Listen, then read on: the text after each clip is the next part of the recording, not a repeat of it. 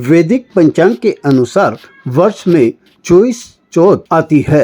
इनमें से 4 चौथ को खास माना गया है और इन 4 में से भी 2 चौथ प्रमुख चौथ मानी जाती है।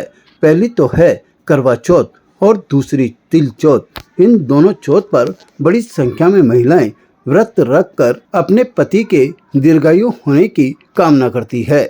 इसी मान्यता को लेकर करवा चौथ पर बड़ी संख्या में महिलाओं ने व्रत किए और रात को चंद्रमा को अर्घ्य देकर व्रत खोला। धार्मिक मान्यताओं के अनुसार करवा चौथ के दिन बड़ी संख्या में महिलाएं निर्जल रहकर अपने पति के लिए व्रत रखती है।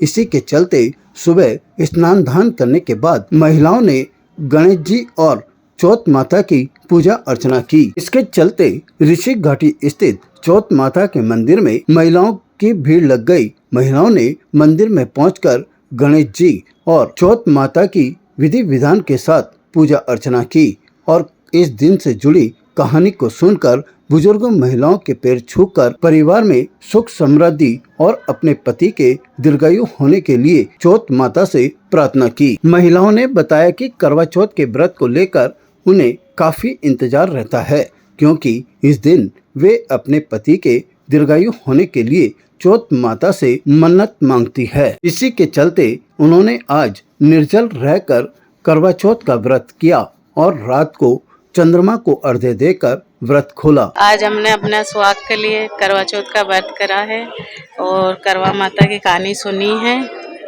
और अपने घर परिवार के सुख शांति के लिए करवा माता के लिए व्रत किया है।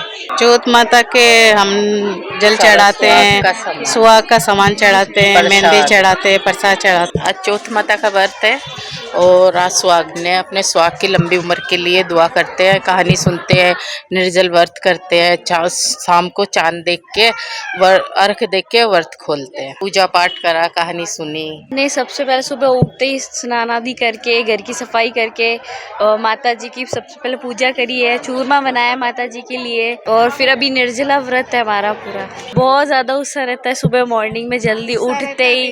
हाँ, मेहंदी एक दिन पहले मेहंदी लगाना, फिर सुबह जल्दी उठ के रेडी होना और काफ़ी एक्साइटमेंट रहती है। पति की लंबी उम्र के लिए करते हैं और उनकी अच्छे व्यवहार में अच्छा, उनकी तबीयत सही हो, अच्छा जोड़ा बना रहे, सब करते हैं।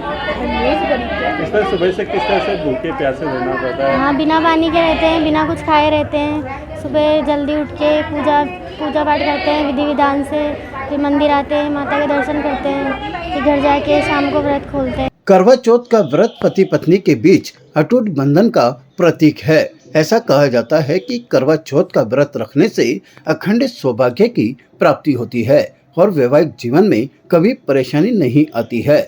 इसलिए सुहागिनें अखंड सुहाग की कामना के लिए कार्तिक कृष्ण पक्ष चतुर्थी को करवा चौथ का व्रत रखती है। करवा चौथ की कथा एक पौराणिक और धार्मिक कथा है, जिसे करवा चौथ व्रत के दिन सुनना शुभ माना जाता है। कथा के अनुसार साहूकार के 7 बेटे और 1 बेटी थी। साहूकार की बेटी का नाम वीरवती था। जब वीरवती का विवाह हुआ तो उसने अपने पहले करवा चौथ का व्रत रखा। पूरे दिन उसने भूखे प्यासे रहकर अपने पति के दीर्घायु होने के लिए व्रत किया। शाम होते ही वीरवती को भूख और प्यास के कारण अत्यधिक कमजोरी महसूस होने लगी। उसके भाइयों से उसकी यह हालत देखी नहीं गई। तभी उन्हें एक तरकीब सूझी। भाइयों ने एक पेड़ के पीछे आग जलाकर छत से वीरवती को यह दिखाया कि चांद निकल आया है। वीरवती ने भाइयों की बात मान ली और चांद को देखकर व्रत तोड़ दिया। व्रत तोड़ते ही वीरवती को खबर मिली कि उसका पति मृत्यु को प्राप्त हो गया है। इस पर वीरवती को बहुत दुख हुआ और वह अपने पति के शव के पास बैठकर विलाप करने लगी। तभी देवी इंद्राणी यहाँ प्रकट हुई और वीरवती को बताया कि उसने व्रत को अधूरा तोड़ा था, इसलिए उसका ये फल उसे मिला है। देव इंद्राणी ने उसे करवा चौथ का व्रत विधि विधान करने का परामर्श दिया। वीरवती ने पूरे विधि विधान से करवा चौथ का व्रत रखा।